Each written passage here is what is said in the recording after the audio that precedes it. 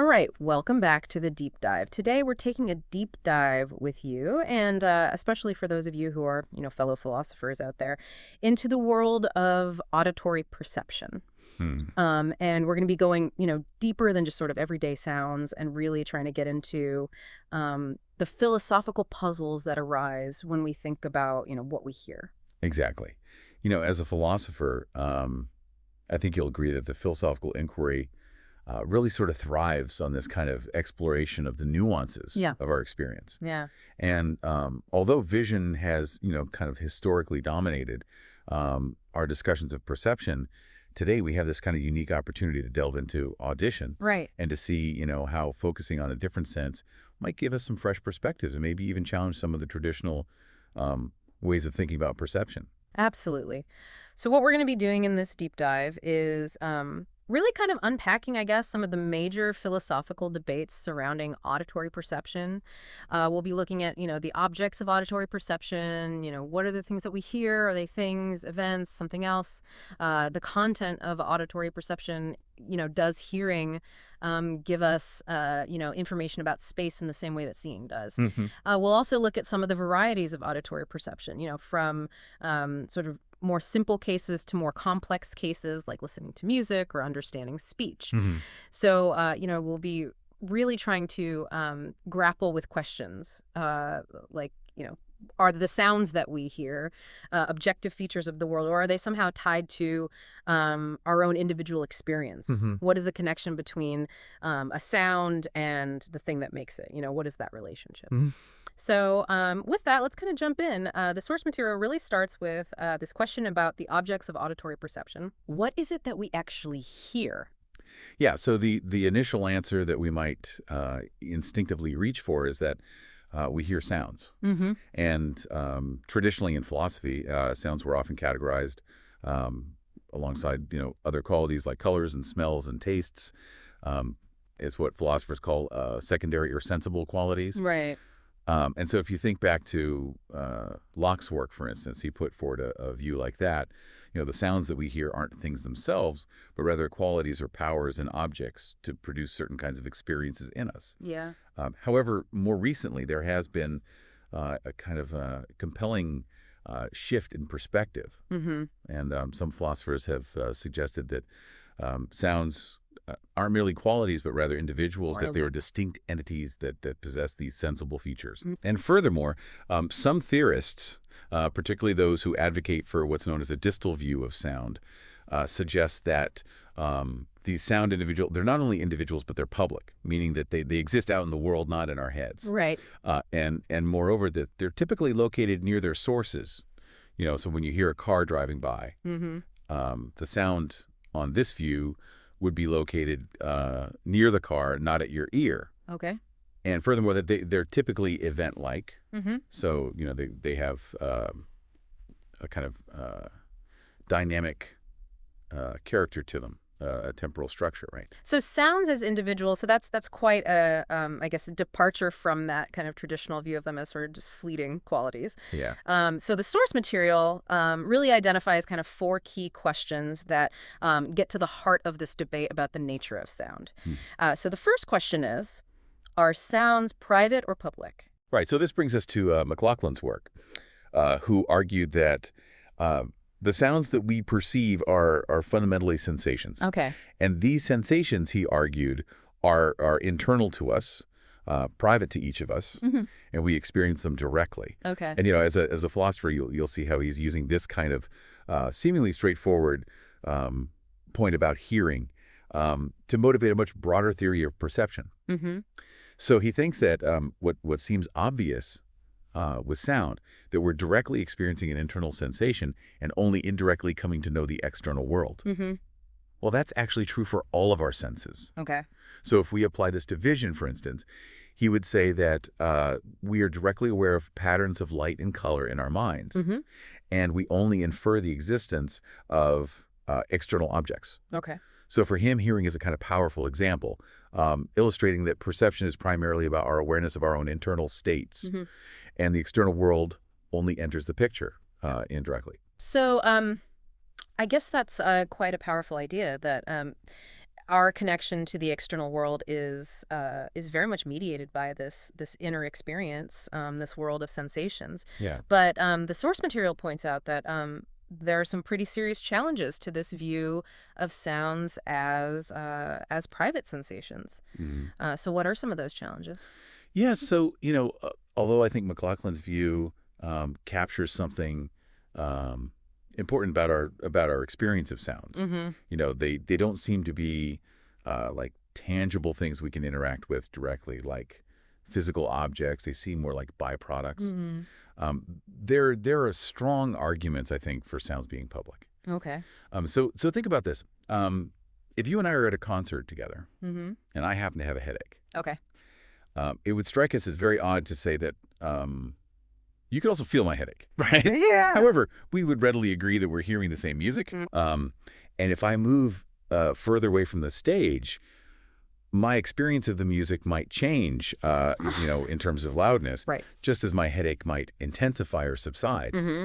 But the sound of the music at its source uh, hasn't fundamentally altered. Right. And moreover, the music can continue to play after I've left the concert hall entirely. Mm-hmm. But my headache ceases when I no longer experience it. Right.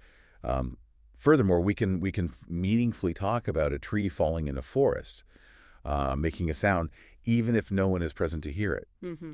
But the very notion of an unfelt headache is just bizarre. Yeah. Yeah, that doesn't make much sense. Yeah.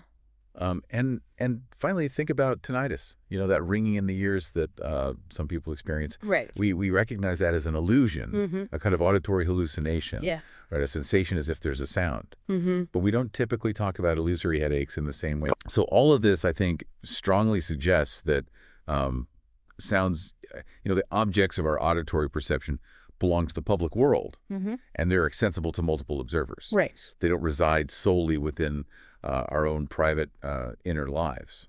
So those are definitely very, compelling reasons to think that sounds really exist out there in the world. So if sounds are, likely public, then the next question that comes up is, are they proximal or distal? Mm-hmm. So what do we mean by those terms? What is the distinction there? Yeah, so in this context, proximal just means near to or at the sensory organ. Mm-hmm. So in the case of hearing at the ear, and the standard scientific view, is that sounds are essentially pressure waves that propagate, through a medium Mm-hmm. like air, the air around us. Right. And these waves are generated by events like vibrations or collisions. Mm-hmm. And they travel outwards, and they eventually reach our ears and trigger our auditory experience. Right. And so if sounds are just these pressure waves, then they could be considered proximal, right? They're right there at your eardrum, Okay. so to speak. Okay. And so I guess then there's the alternative view, the distal view, which posits what exactly? Yeah, so the distal view argues that we experience sounds as being located at a distance from us, near to or at their originating sources. So, Yeah. so when you hear a drum beat coming from across the street, for instance, Mm-hmm.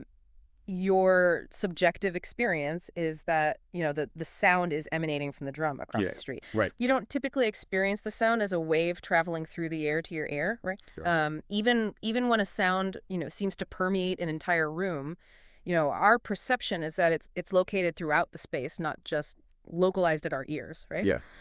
And if you've ever experienced a sound that's moving rapidly relative to its source, like the Doppler shift of a passing siren, for instance. That sensation is quite different from our usual experience of sound, Mm-hmm. where the sound seems more or less stationary relative to what's producing it. Right? Yeah. So therefore, proponents of this distal view argue that if our everyday experience of sound doesn't include this kind of sensation of wave-like travel, then perhaps sounds aren't identical to these traveling pressure waves. Right. Instead, they propose that the sounds are located distally, closer to where they originate. Right. And the pressure waves in this view are merely the mechanisms by which information about these distal sounds reaches our ears Right. and causes our auditory experiences, but they're not the sounds themselves. So in the distal view, it's like the sound of the drum isn't the pressure wave arriving at my ear, Mm-hmm. but it's something occurring over at the drum itself. That's right. Yeah. So the source material introduces some interesting challenges to this distal view, Mm. particularly when we consider echoes. So what are some of the challenges there? Yeah, so Fowler raises this interesting argument against distal theories by considering the phenomenon of echoes, right? Mm-hmm. So uh, think about, how we generally understand an echo. Right. It's a sound wave that flecks off a surface and then travels back to the listener. Mm-hmm. Right. Yep. So now, if the original sound is located distally, at its source, Right. and the echo is also considered to be a sound in the same, fundamental sense, Right. then where is the echo located? Mm-hmm. Right? Is it a new, distinct distal sound originating from the reflecting surface, Right. or is it somehow the original distal sound that is bounced back Mm. and now occupies a different spatial location? Mm. And so, yeah, distal theories really need to provide a coherent and compelling account of how echoes fit within their framework. And it does seem like the intuitive understanding of an echo as a returning sound wave seems to align more naturally with a proximal view. Right. Yeah, Right. that makes sense. Yeah. Okay, so we've looked at whether sounds are private or public. Mm-hmm. We've looked at whether they're proximal or distal. Mm-hmm. The next fundamental question is whether sounds are properties or individuals. Mm-hmm. So this is, I guess, really getting into the ontology of sound for our philosophical listener out there. Yeah, so traditionally, philosophers have leaned towards conceiving of sounds as properties. Mm. Right. No. And so these could be, secondary qualities, as we were discussing earlier, or maybe physical properties of a medium or a sound source that possess, the power to elicit certain auditory experiences in us. Right. So, for example, ringing bell has the property of emitting a particular sound. Yeah.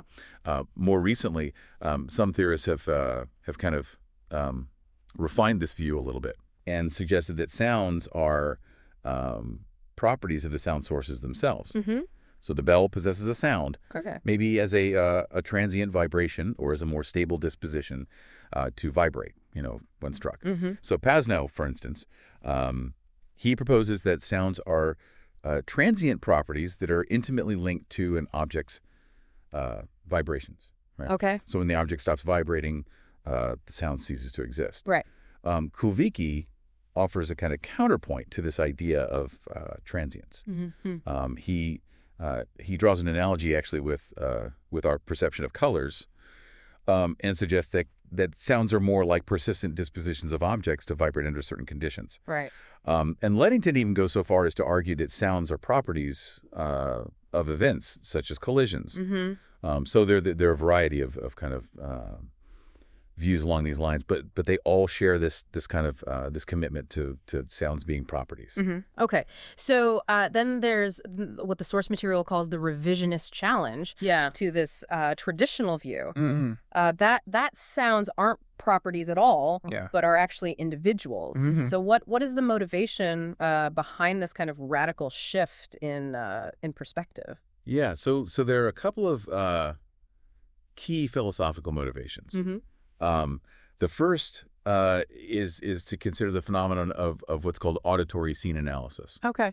And this is our remarkable ability to selectively attend to and distinguish between different sounds, within a complex auditory environment. Mm-hmm. So, for instance, picking out the sound of a particular instrument in a full orchestra, Right. or following one voice in a crowded room. Yeah. And so, empirical research indicates that our auditory system is constantly working to segment the incoming acoustic information into distinct auditory streams, each of which is characterized by its own kind of unique combination of pitch, timbre, and loudness. Right. And so if we are consciously aware of all of these different features seemingly belonging together, the argument goes, then it makes more sense to think of those features as properties of distinct sound individuals, rather than just existing as kind of free-floating, unconnected properties, right? Yeah. It's analogous to the philosophical problem of the bundle theory of objects in vision. How do we conceptually bind together all the different visual properties that we perceive color, shape, texture into a single coherent object. Hmm. And similarly in audition, how do we group together various audible attributes into a unified sound experience, unless that sound is an individual entity that has those attributes. Yeah, that's a good analogy to think of the sound as a kind of unified uh, thing, if you will, Hmm. in our auditory experience. Yeah. So, what's the second major kind of argument in favor of considering sounds as individuals? Yeah, so the second key argument centers on the temporal characteristics of our experience of sound, right? Hmm. So sounds inherently unfold over time. They have a duration, and their properties can change dynamically throughout their existence. Right. So think, again, about that ambulance siren Hmm. that we discussed earlier. You might begin with a high-pitched, loud wail, Hmm. and then gradually become lower in pitch and softer in volume as it moves away. Right. Right. So if sounds were merely simple static qualities, Hmm. then it becomes, I think, more philosophically challenging to explain how this seemingly single auditory event can persist, through time while its properties are undergoing such significant transformations. It seems more intuitive, I think, to conceive of the siren sound as an individual entity that bears different properties at different points in its temporal existence. Yeah. And this aligns more closely, I think, with our intuitive understanding of events as things that happen and evolve over time. Right. Yeah.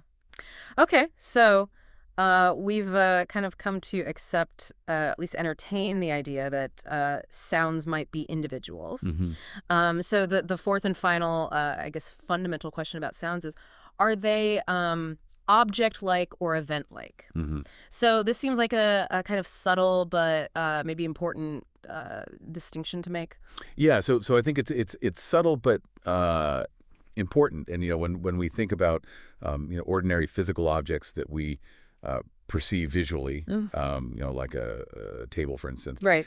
we typically imagine them as existing, wholly and completely at any given moment in time. Right. Right. Yeah. And we can, in principle, recognize them based on their spatial configuration and properties at a single instant. Right. Events, on the other hand, like a race or a conversation, Mm-hmm. inherently unfold over time. Right. Right. They require a certain duration to occur, and we often identify and understand them by the specific patterns of features and changes that they exhibit as they progress through time. Yeah. Right. Right. So where do sounds fit into this object versus event framework if we consider them to be individuals? Well, I think it's worth noting that almost no one who argues for sounds being individuals proposes that they're object-like in the same way that, these sort of enduring physical objects are. Right. The prevailing view among those who consider sounds to be individuals is that they're fundamentally event-like in their nature. Okay. So sounds inherently require a temporal dimension to occur, right? You can't have an instantaneous sound that exists without any duration whatsoever. Mm-hmm. Right.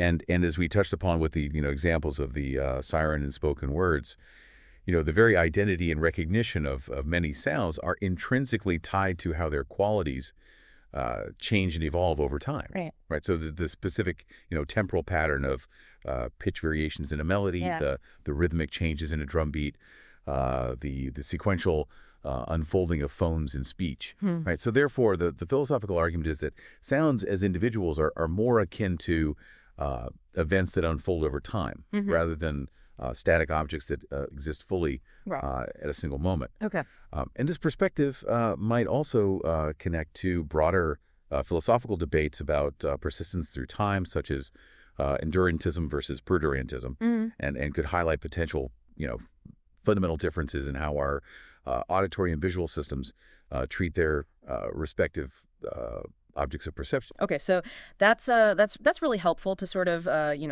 lay out some of the basic considerations about the nature of sound. And we've gone from this seemingly obvious idea of sounds as the things that we hear to this much more I guess complex set of debates about whether they're private sensations, public entities, proximal waves, distal occurrences, properties, individuals, event-like individuals. Yeah. So it's a very rich area. Hmm.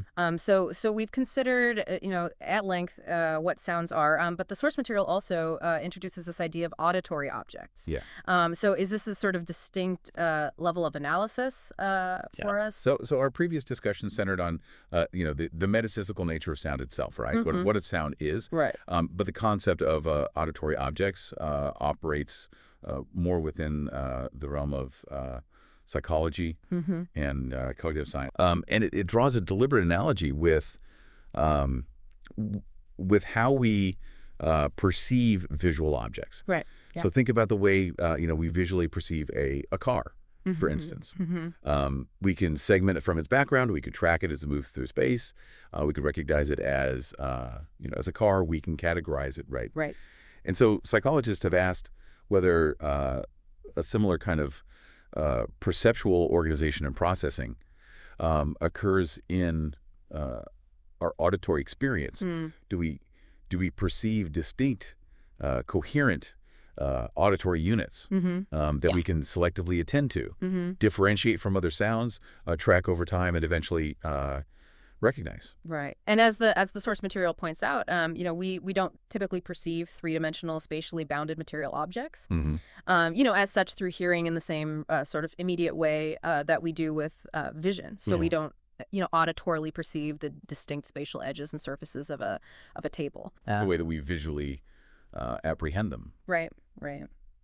But despite that crucial difference, the lack of inherent spatial extent in auditory objects compared to visual objects, there are striking and compelling parallels between how our cognitive systems process information in the visual and auditory domains that I think do justify talking about object perception in both modalities. Okay. So, in audition, just as in vision, we have this capacity to parse a complex sensory scene into distinct perceptual units, right? So, we can just selectively focus on and follow the sound of a single instrument within a complex orchestral performance, even amidst a multitude of other sounds. Right. We can direct our attention to a specific auditory event. Auditory events persist, over time, just like visual objects. They undergo changes in their properties. And we even experience figure ground effects in the auditory modality. Right. So we can focus our attention on a foreground melody while the underlying rhythmic accompaniment recedes into the background of our perception. Right. And perhaps surprisingly, there are even completion effects that occur over time in audition. Really? Analogous to how our visual system fills in occluded parts of objects. So if a continuous stream of sound is briefly interrupted by a burst of noise, for instance, we often perceptually experience the sound as continuing uninterrupted through the noise. Oh, okay. Right. And furthermore, we form what are known as audible streams, where individual sounds, such as the notes in a melody, tend to group together perceptually to form a single coherent auditory unit. Right. Much like how our visual system groups together a collection of surfaces and features to perceive a single visual object, like a tractor. Okay, so these auditory objects, they're less about the fundamental metaphysical nature of the sounds themselves and more about how our brains are kind of organizing and making sense of the continuous flow of auditory information. Right, that's right. Yeah, so they're not meant to be the fundamental building blocks of reality, so to speak. Right. But more kind of a description of how our auditory system carves up the incoming, acoustic signal, right? Yeah. And so, so they're temporally extended, they're perceptually bounded, they serve as the locus of our selective auditory attention. They exhibit, perceptual completion effects over time, and they're subject to figure ground segregation Mm-hmm. based on auditory features like pitch and timbre. Yeah. Right. And so all of these, kind of striking parallels in processing and perceptual organization Mm-hmm. across vision and audition, I think provide, strong justification for considering, a kind of more general, modality-independent form of object perception Right. that, manifests in both our visual and auditory experiences. So how are these auditory objects defined? What are the, I guess, characteristics that allow us to kind of pick something out as an auditory object? Yeah, so, there are a number of ways to think about this. Mm-hmm. Kuva and Van Valkenburg, they put forward what's called the theory of indispensable attributes, and they propose that for auditory object perception, pitch and time are